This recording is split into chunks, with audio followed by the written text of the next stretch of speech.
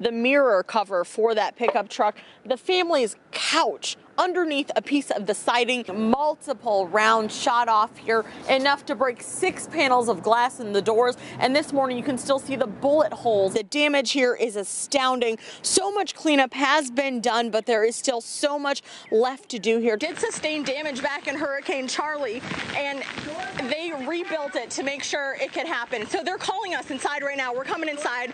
We can't be outside anymore because they're closing the doors. Why are you pretending to be a police officer? You've done this twice and you've been arrested for it twice. Can you tell us why you're impersonating a police officer? Incredible to see, really. You can hear just how cold it is when all of this just cracks off so easily. Do you hear that? It's frozen solid. It is completely frozen solid, and it's only been about, what, half an hour? Definitely one way to spend your morning out here. We are on the Buffalo River out by Elevator Alley. Okay, here we go. Oh, I'm kind of scared.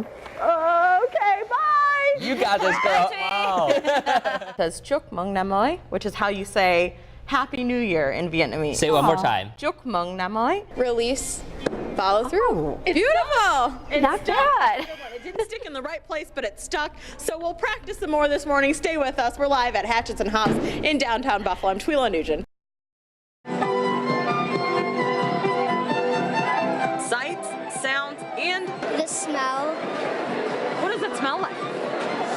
It smells like pastries and sweets. Thousands of Western New Yorkers all sharing a similar shopping list. Butter lamb. Pussy willows. Little painted eggs. Mostly candy. Some kielbasa too. A tradition more than 125 years old, buying things for the Easter table on Good Friday. My babcia and jaja used to bring me, and then my parents brought me, so it's wonderful to be able to continue the tradition.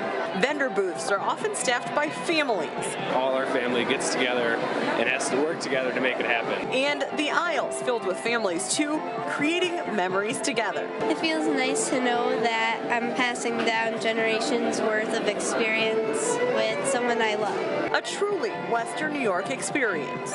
Buffalo really celebrates everyone's Polish heritage, so it's great knowing that Buffalo appreciates everyone and where they come from. Years of history that even the youngest visitors have learned to treasure. It's very, very special.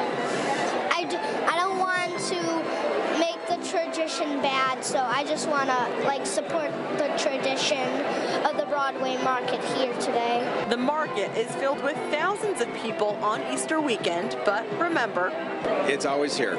It's always here to be appreciated and enjoyed. We're not the deadliest police force in the world. We handle a threat. We protect the public the way we see fit and the way that the public wants us to protect them. They're under fire for the way they've chosen to protect the public, but the Bakersfield Police Department says they're no different than any other police department in the country. They have the same responsibilities and the same tools. You have a toolbox. You have to pick what is the appropriate tool. Each BPD officer goes through use of force training before hitting the streets, equipped with a full arsenal on their belt. Baton, taser, can of pepper spray, Glock, 9mm. And after hundreds of hours of training, hopeful officers will find themselves in front of a projector screen, placed in front of dozens of different interactive scenarios based off real-life incidents, where they choose what force option fits the situation. So we have controlling force, injuring force, and deadly force. Those scenarios start off fairly straightforward. You dispatch two and one of the bar patrons. This is where you learn your first weapon in your toolbox is your voice. I would tell him, stop, turn around and put your hands on top of your head. Then you see what he does. If he responds to that and he does what you tell him to do, then you might not have to use force. 23 ABC got the chance to go through a handful of use of force simulations. One of these scenarios started as a routine incident. Okay, for this scenario, you're conducting a traffic stop on a vehicle for having expired registration. But that standard stop quickly escalated and forced me to choose a weapon from my belt. No, I think you need to put it down, sir. The man not putting his bat down forced me to make a decision in less than 4 seconds. No! And as soon as I holstered my weapon, the questioning started. Officer, why'd you discharge your firearm? People will say, well, you could have just tased him, officer. That would have incapacitated him. This line of questioning not at all uncommon for a cop in a shooting.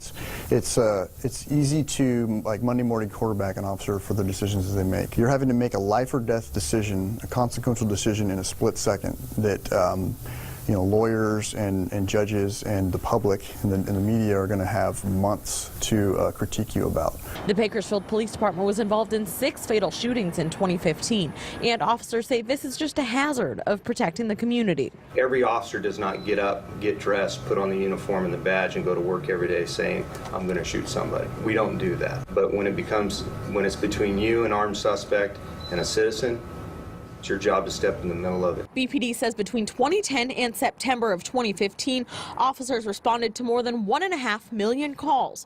34 incidents resulted in an officer-involved shooting. But BPD Rangemaster James Ramos says if an officer decides to shoot, they should be hitting their target. The only way to ensure that you stop the threat and protect the public is to hit what you're shooting at. It does no good for an officer to fire rounds downrange and not strike the threat. It puts the public in danger. When an officer pulls his gun out and actually uses it, it's the end of the line. It's where everything comes together, and misses don't win gunfights. It's normal for an officer to draw their gun and never shoot it. Drawing a weapon can act as a deterrent, but also prepares an officer for the split seconds he or she will have to react. You got to realize the suspect has already made up his mind when he's going to attack you. So you're already 1.5 seconds behind that decision-making process, because it takes you 3/4 of a second to recognize a threat, 3/4 of a second to react to the threat.